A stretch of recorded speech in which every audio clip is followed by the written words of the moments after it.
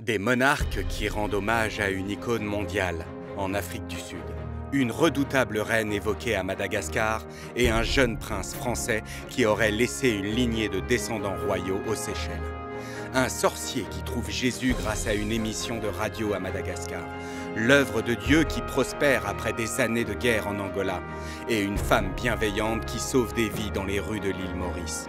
Comment ces histoires nous aident-elles à comprendre le royaume de Dieu ?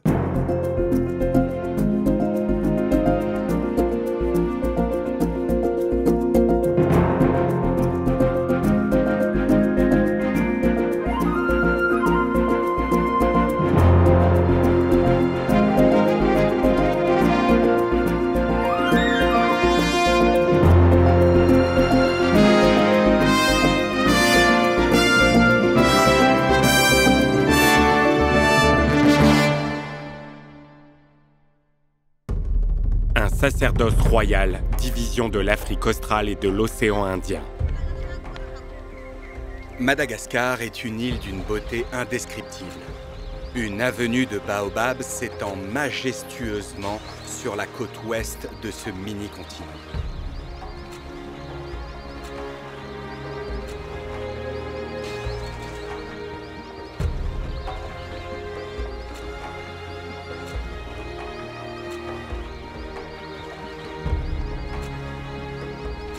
Les imposantes chutes Victoria marquent la frontière entre le Zimbabwe et la Zambie.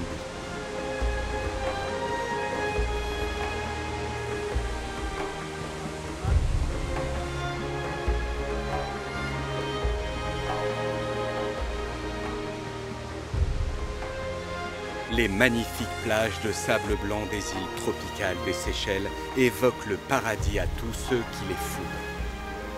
Les côtes de l'île de la Réunion mènent tout droit au sommet de ces majestueuses montagnes. Dans cette région, le lion reste le roi incontesté et ses sujets animaux abondent, chacun selon son espèce.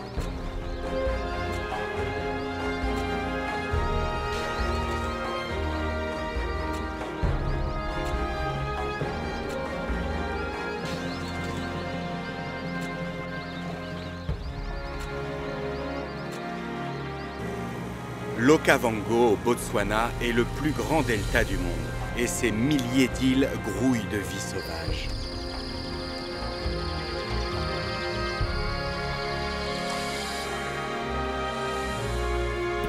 De ces petits villages ruraux à ces immenses métropoles, la région connaît une croissance économique constante.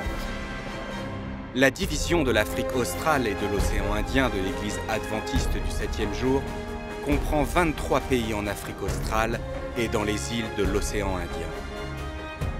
Cette région dynamique est l'une des zones de l'Église adventiste du 7e jour en plein essor. L'Afrique australe est également une région où plusieurs monarchies sont encore au pouvoir. Le Lesotho et le Swaziland sont des exemples contemporains de pays encore dirigés par des familles royales.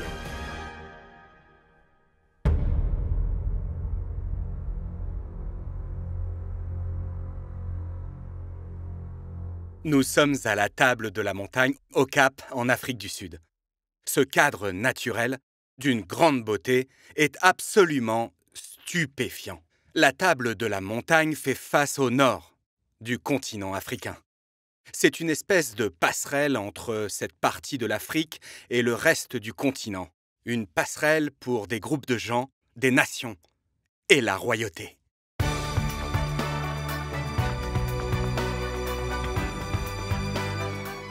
Il y a plusieurs années, une grande cérémonie a été organisée pour rendre hommage à l'ancien président d'Afrique du Sud, Nelson Mandela. Malheureusement, sa santé fragile l'a empêché d'assister à cette cérémonie. Mais des monarques venus du monde entier étaient présents.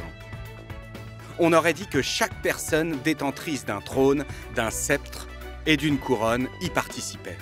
Il s'agit peut-être du plus grand rassemblement de membres de la royauté que le monde ait connu. Il y avait, entre autres, des princes venus d'Allemagne, une reine éthiopienne et des princesses venues de Corée. On y a vu à peu près l'ensemble des représentants royaux encore en exercice sur la planète. Entourés de gardes du corps, les membres des familles royales ont été invités à s'asseoir. Élégamment, ils n'ont pas hésité à saluer leurs comparses. Certains d'entre eux se sont même déplacés pour se saluer solennellement. Des discours furent prononcés, des invités d'honneur furent salués et on les remercia d'être venus. Des hymnes nationaux furent chantés.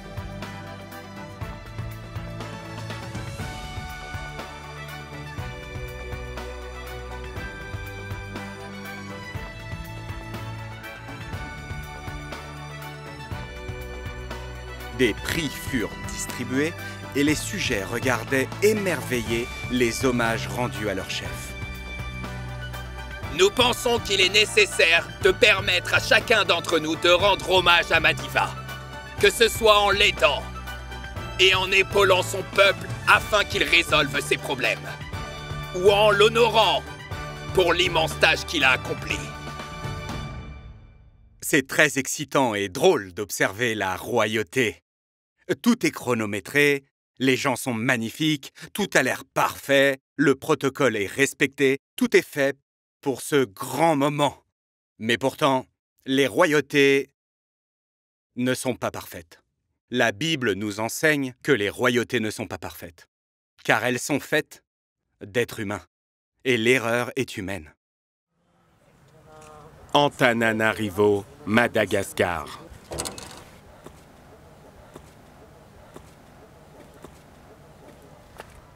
Dans la ville d'Antananarivo, à Madagascar, la première église a été construite en 1868, après la persécution qui a eu lieu pendant le règne de la reine Ranavalona Ier, de 1828 à 1861.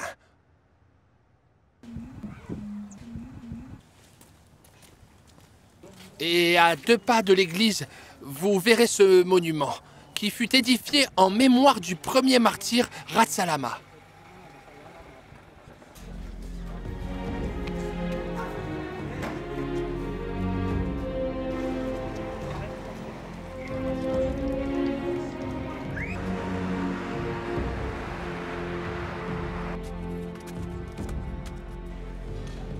Situé au sommet de l'une des nombreuses collines d'Antananarivo, le Rova est un immense palais royal où résidait la redoutable reine Ranavalona Ier.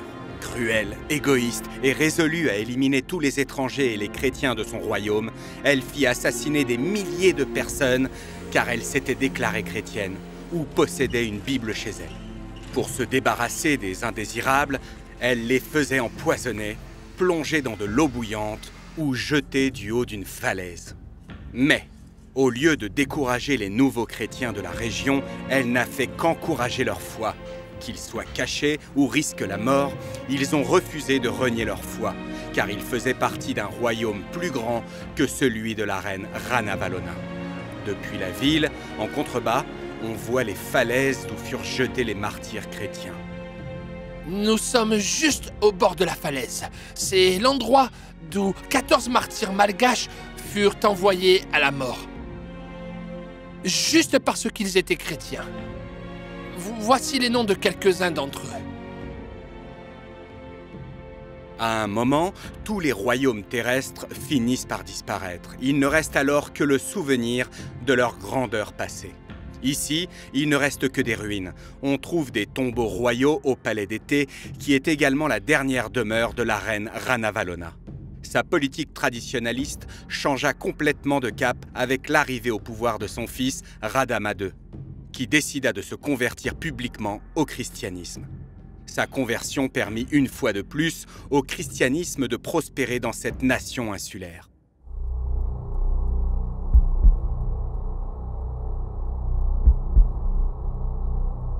Dans un village rural de Madagascar vit un homme autrefois redouté par l'ensemble de sa communauté, car cet homme était un sorcier.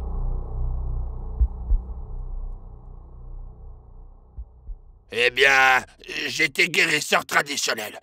Et j'utilisais les plantes pour traiter les différentes maladies dont souffraient les habitants.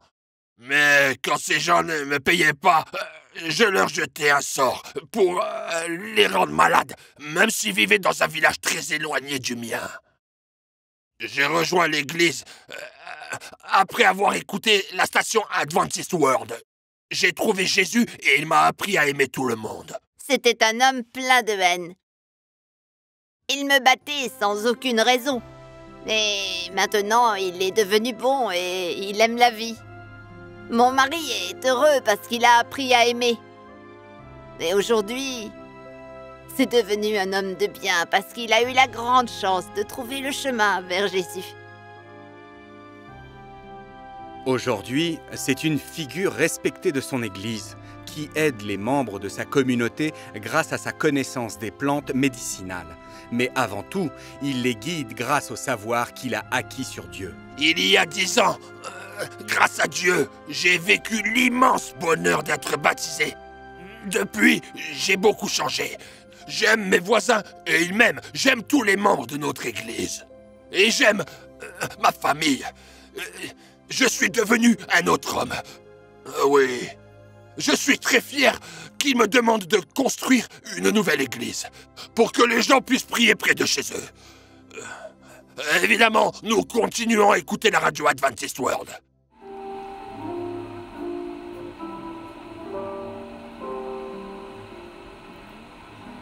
Raina ibe fitiavanao, misaotra anao izahay nomenao tompon'andro ka afaka miaina sy miasa, mianatra, afaka. On a décidé d'utiliser notre maison pour ouvrir ce petit commerce. Notre radio est branchée sur la station Adventist World tous les matins et tous les soirs. Beaucoup de gens s'arrêtent pour écouter et poser des questions. C'est notre contribution à l'œuvre de Dieu. Et tous les matins de 5h30 à 6h30 et tous les soirs de 17h30 à 18h30, cet homme vient s'asseoir devant notre commerce pour écouter la radio. Bien sûr, nous espérons tous que ça l'aidera à prendre la bonne décision concernant le Christ, qu'il décidera de le servir et de profiter des dons que le Christ lui réserve. Aujourd'hui, je vais à l'église le samedi et le dimanche. Mais mes voisins me disent toujours que ce n'est pas bien, que je dois choisir un seul jour. C'est très dur pour moi de faire un choix, mais j'écoute leur radio tous les jours.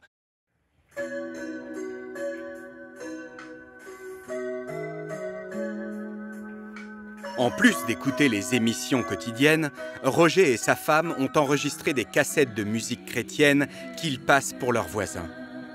Ils ont créé leur propre petite station de radio locale et diffusent ainsi la parole de Dieu. Les Malgaches sont novateurs et trouvent toujours le moyen d'écouter Adventist World Radio, même quand le signal est faible. Dans ce village, les habitants ont installé des bornes et des câbles qu'ils utilisent comme des antennes radio afin que la radio Adventist World fasse partie de la vie quotidienne de cette petite communauté.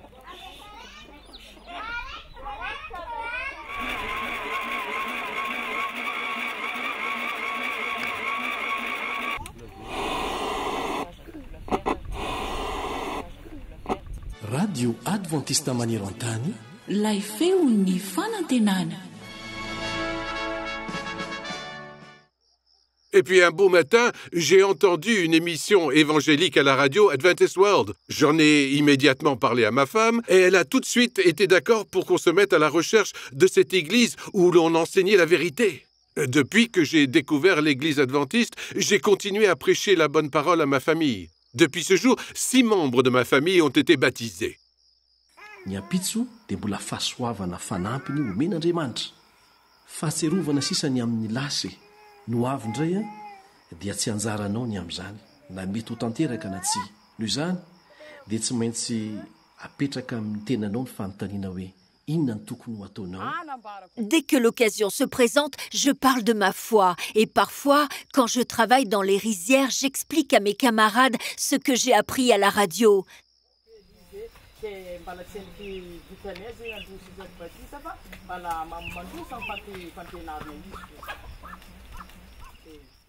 À chaque fois, je prends des notes en écoutant les émissions. Comme ça, je peux transmettre le message aux membres de ma famille qui étaient absents et aussi aux autres personnes que je rencontre. J'aime beaucoup prendre toutes ces notes en écoutant la radio. Ça m'apprend beaucoup de choses sur Dieu et je me sens béni. Oui, je suis le plus heureux de la terre. Vous écoutez Adventist World Radio. La voix de l'espoir. Dans un pays qui compte beaucoup de communautés rurales, la radio Adventist World a un impact énorme. Son plus grand studio d'enregistrement se trouve dans la ville d'Antananarivo. Gérée principalement par des volontaires, cette station de radio propose des émissions de société parlant par exemple de la famille ou la santé, ainsi que des émissions qui aident les auditeurs à établir une relation personnelle avec Jésus. La guerre civile a mis l'économie de l'Angola à genoux, provoquant des destructions à grande échelle. Cette guerre a ravagé le pays pendant 27 ans jusqu'à sa fin en 2002. Tout le monde a souffert de ce terrible conflit, y compris l'Église. Vous le voyez, tout a été détruit par la guerre. On a été très durement touchés. Bon, ce bâtiment était une vraie merveille. Mais il a été détruit pendant la guerre. Et maintenant, les membres de l'Église veulent reconstruire ce bâtiment pour que les fidèles puissent revenir prier.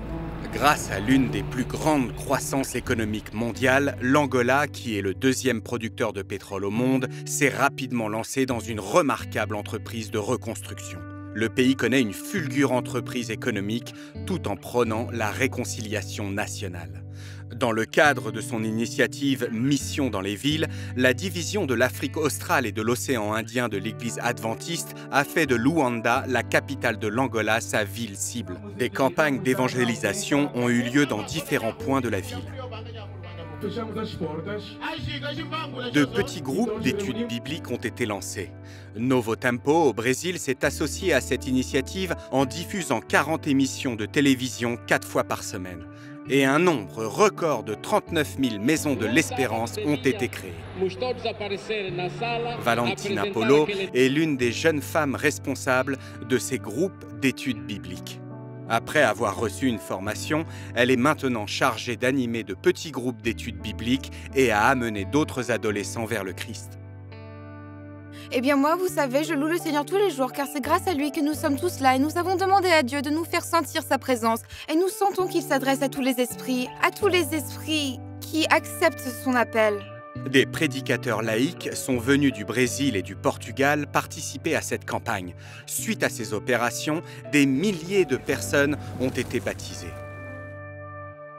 Une église est en train de s'élever, symbole d'un royaume en pleine construction. Mais ce royaume n'est pas fait de briques et de matériaux qui peuvent être détruits par les armes, comme cela est arrivé ici dans le passé. Quittons l'Angola et allons au Malawi, un pays dont un tiers du territoire est composé d'eau, sous la forme de l'immense lac Malawi. Au fil des rues, la foison de couleurs attire le regard. De nombreux marchés à ciel ouvert rassemblent une grosse partie de la population au milieu de Blantyre, la deuxième plus grande ville du pays qui compte plus de 800 000 habitants. J'étais inquiet à cause de toutes les choses qui se passaient en ville, toutes les choses immorales qui avaient lieu ici. Et c'est ce qui m'a poussé à commencer à prêcher, pour que les gens puissent entendre la voix de Dieu. Amen. Ndipo anafunsa funso loti kodambuye chizindikiro chakubwera kwanu ndi chiyani nanga tingaziwe bwanji kuti inu muli pafupi kubwera anangotipasa zizindikiro. Ce qui est fascinant dans ce que fait Mixon, c'est que très peu de personnes ont je ne sais pas si je dois dire le courage ou le désir ou... C'est une histoire émouvante. Il fait ça par choix. D'ailleurs, il ne travaille pas. Il consacre tout son temps à propager la parole de Dieu. Et toujours à l'extérieur, au marché, dans les rues. C'est remarquable. J'ai dit, je dois aller dans la rue, prêcher directement auprès des gens qui sont dehors, parce qu'ils ne peuvent pas tous venir à l'église. Jésus avait l'habitude de sortir des murs de Jérusalem. Et moi aussi, je voulais sortir des murs de Jérusalem, parler aux gens, pour qu'ils connaissent la parole de Dieu et viennent à l'église. La République des Seychelles est un paradis naturel d'une beauté époustouflante. Composée de 155 îles, elle compte une population d'environ 90 000 personnes. Cette nation insulaire abrite un étrange mystère qui excite toutes les curiosités depuis plus de 200 ans. Certains affirment que le prince Louis-Charles, prétendant au trône de France, a été amené ici pour échapper à la mort, après que ses parents, Louis XVI et Marie-Antoinette, aient été décapités pendant la Révolution française. La rumeur dit qu'il a passé le reste de sa vie aux Seychelles, sous le nom de Louis Poiret. Nous sommes ici dans le cimetière de Bel-Air à Mahé. Et devant moi se trouve la tombe à l'intérieur de laquelle repose Louis Poiret. Madame Micheline Georges habite le Jardin du Roi, une superbe propriété qu'elle a héritée de sa famille maternelle. Louis Poiret était un homme vieillissant qui vivait quelque part sur Market Street, apparemment, dans une toute petite maison. Et en fait, il serait mort d'un abcès gangréneux. D'ailleurs, j'ai en ma possession son certificat de décès. Mon arrière-grand-mère était la petite-fille de Louis Poiret, Marie-Aurélina Poiret. Et une chose que je trouve extrêmement étrange, c'est que quand il est mort, dans cette maison à Market Street, eh bien, ils ont scellé la porte du bâtiment. Enfin, c'est ce que ma famille m'a dit. Ils ont scellé la porte du bâtiment. Et c'est très surprenant, car si une personne ordinaire était morte, il n'aurait pas eu besoin de sceller la porte. L'opinion publique reste divisée. Certains assurent qu'il a été prouvé que le prince était bien mort en prison à Paris alors qu'il n'avait que 13 ans. D'autres prétendent, au contraire, que le prince a été échangé avec un autre enfant et amené aux Seychelles en secret. Plusieurs personnes, en Europe et en Amérique, ont affirmé être des descendants du prince. Cet incroyable mystère aux Seychelles illustre parfaitement la difficulté de revendiquer son identité, surtout lorsque l'on descend d'une lignée royale. Mais en tant que chrétiens, nous avons le privilège d'être reconnus par notre Père Céleste, en acceptant son offre de devenir des enfants de son royaume et des héritiers des cieux. Île Maurice.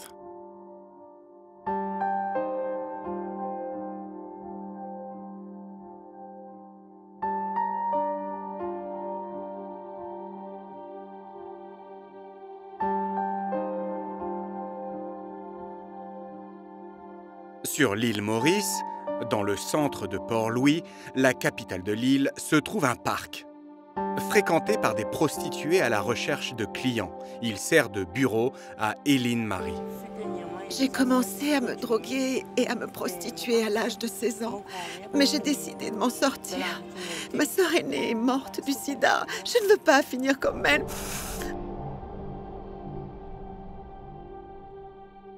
Eileen Marie est très connue dans toute l'île Maurice pour s'occuper des gens en difficulté. Elle a aidé de très nombreuses jeunes femmes à s'en sortir. Faut dire Laura aussi grand. Ouais. Oui, et on comprend talon Laura. Quand ça me dit moi tu besoin de transport, on dit on gagne local. Ça? Oui, mon premier nom ça. Le pas mon nom. Je remercie vraiment de tout cœur le Seigneur d'avoir changé ma vie. J'ai arrêté de me droguer et de me prostituer. Et je vous remercie, Eileen. Vous m'avez vraiment aidé à atteindre mes objectifs. Maintenant, j'encourage mes 2 amies qui sont ici à suivre mon exemple afin qu'elles puissent, elles aussi, sortir de l'enfer de la prostitution. Voici la maison de Prisca et Priscille, 2 sœurs qui ont besoin de trouver une nouvelle source de revenus. J'ai 4 enfants, mais comme je me prostituais et que je me droguais... Oui, eh bien... Un jour, des membres de la protection de l'enfance sont venus chez moi et ils m'ont enlevé mes 4 enfants pour les placer dans un foyer.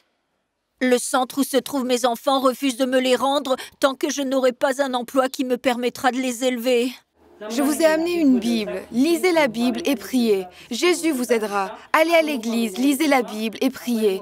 Cela vous aidera à résister à la tentation de retomber dans la prostitution et la prise de drogue.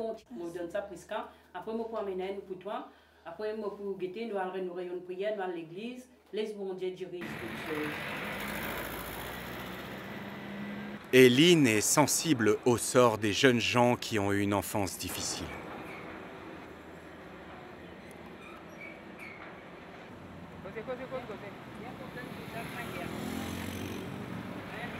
Quand j'avais 2 ans, j'ai été placée dans un orphelinat. Puis je suis allée dans un centre de réhabilitation pour les jeunes. À cette époque, j'étais très violente. Je brisais les vitres et je causais beaucoup de problèmes. Je me moquais complètement des conséquences, tu sais. Eileen Marie venait me rendre visite toutes les semaines.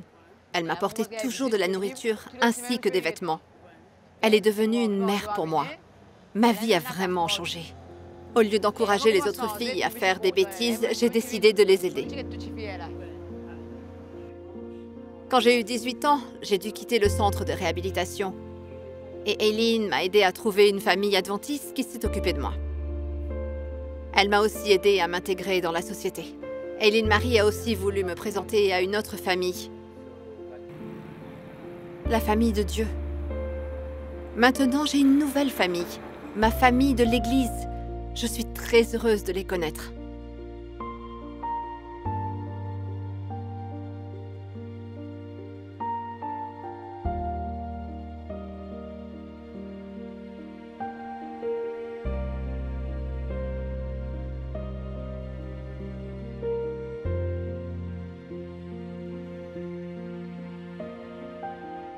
Quand Jésus était sur terre, bien qu'il fût humble, c'était un prince. Son père était le roi des rois et le seigneur des seigneurs. Il était le prince de la paix. Pourtant, il a dîné avec des percepteurs, a marché avec des pêcheurs et s'est lié d'amitié avec des prostituées. Personne n'était inacceptable à ses yeux et il aimait tous les parias de ce monde. Nous aussi, nous sommes tous des princes grâce à Jésus-Christ.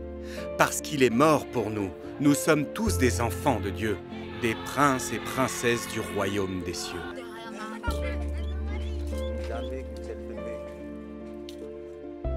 Quel incroyable privilège de pouvoir faire partie de la famille mondiale de Dieu, une famille royale. Pierre dit que nous sommes un sacerdoce royal, une nation sainte, un peuple acquis. Ici, à la montagne de la Table, au Cap, en Afrique du Sud, cette magnifique montagne nous rappelle que nous serons bientôt assis à une immense table dans les cieux. Très bientôt, quand Jésus reviendra pour nous amener au paradis. Une table dressée pour la royauté, pour vous et pour moi. Par la grâce de Dieu, faisons-nous la promesse, par sa puissance, d'être là. Dans le prochain épisode de Raviver pour la mission. Les anciennes restrictions communistes, l'athéisme et les origines orthodoxes se sont conjuguées pour faire de l'évangélisation un défi dans la région eurasienne du monde. Mais Dieu a de nombreuses façons de parler aux gens, y compris l'excellente programmation de Hope Channel, qui transcende les barrières et touche les cœurs.